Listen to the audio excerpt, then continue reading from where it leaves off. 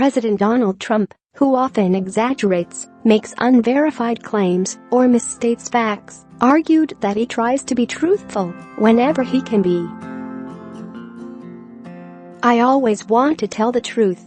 When I can, I tell the truth," he said. He also seemed to indicate, if his statements aren't the truth, it's because of an outside circumstance. "I mean, sometimes it turns out to be where something happens that is different, or there's a change, but I always like to be truthful," the president said. His astonishing claim was made during an interview with ABC News before his rally in Florida on Wednesday, where he also claimed the migrant caravan headed to the U.S. border was made up of mostly young men, and women and children were being pushed to the front just to be photographed. ABC's Jonathan Karl had pressed the president on a campaign promise from the 2016 election, when Trump vowed, "I will never lie to you. I will never tell you something I do not believe. So can you tell me now, honestly, have you kept that promise at all times? Have you always been truthful?" Karl asked him. "I try. I do try. I think you try too. You say things about me that are not necessarily correct." "I do try," the president said. Fact-checkers, such as the Pulitzer Prize-winning site PolitiFact, have consistently rated the president as giving falsehoods. The Washington Post fact-checker notes that in Trump's first 100 days in the White House, he had 492 false claims. Share this article. Share. And, in his interview with ABC, Trump made the unverified claim the migrant caravan is made up of mostly young men, with women and children being used purely for photos. "It's a lot of young people, lot of young men. They are pushing the women right up to the front, not good, and the kids right up to the front," Trump said. But photos show the caravan consists of all ages and genders, including what appears to be families. And the United Nations has estimated there appear to be 2,300 children among the group.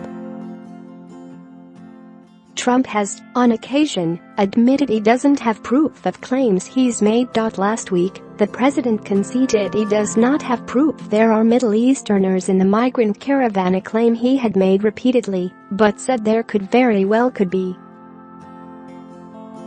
"There's no proof of anything, but they very well could be," Trump said at a bill signing in the Oval Office. And White House officials are often asked to verify or clarify claims the president has made, or to give additional details. At her press briefing last week, White House Press Secretary Sarah Sanders was pushed to clarify who the president was referring to when he talked about the media being the enemy of the people. CNN's Jim Acosta pushed her to explain why the White House wouldn't reserve the term enemy of the people for people who are actually the enemy of the United States rather than journalists. She replied that the president is not referencing all media. He's talking about the growing amount of fake news that exists in the country. "I'm not gonna walk through a list," she said as Acosta tried to force her to admit he was referring to CNN. "I don't think it's necessarily specific to a broad generalization of a full outlet at times. I think there's individuals that the president would be referencing. Several news organizations and non-profits offer fact checks of the president's claims. For example, when the president tweeted about voter fraud on October 20th, the Associated Press offered a check of his claim. All levels of government and law enforcement are watching carefully for voter fraud, including during early voting. Cheat at your own peril. Violators will be subject to maximum penalties, both civil and criminal, Trump tweeted. And the AP noted, he's exaggerating the extent of voting fraud. The actual number of fraud cases is very small, and the type that voter IDs are designed to prevent voter impersonation at the ballot box is virtually non-existent. Trump has been challenged on this issue before. When he sat down with 60 Minutes' Lesley Stahl in early October, she used the occasion to question him on something he often says when making a point, using the generic phrase, "they say." When he did it in talking about climate change, Stahl challenged him on who are they.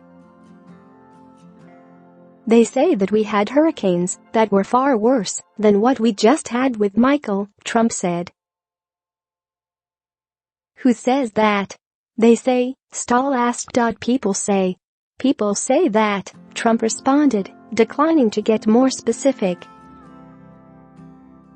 In that interview, Trump also had strong words for Washington, D.C.'s political establishment, calling them vicious. "I always used to say the toughest people are Manhattan real estate guys and blah, blah. Now I say they're babies," he said. He added, "They're babies, the political people. This is the most deceptive, vicious world. It is vicious, it's full of lies, deceit and deception. You make a deal with somebody, and it's like making a deal with that table." Trump was a political outsider when he was elected, having never previously held public office. He went to say of the U.S. Capitol that it's a very deceptive world. "The other thing I've really learned is I never knew how dishonest the media was. And I really mean it. I'm not saying that as a soundbite." Stahl interrupted him, "I'm gonna change the subject again." Trump snapped at her again, "Well, no, even the way you asked me a question, like, about separation. When I say Obama did it, you don't want to talk about it. I'm gonna run your answer, but you did it 4 times, Stahl said. "I'm just telling you that you treated me much differently on the subject," Trump complained. "I disagree, but I don't want to have that fight with you," Stahl said. Trump responded, "Hey, it's okay. All right, I'll get in another fight with you," she said. "Lesley, it's okay. In the meantime, I'm president and you're not," Trump said.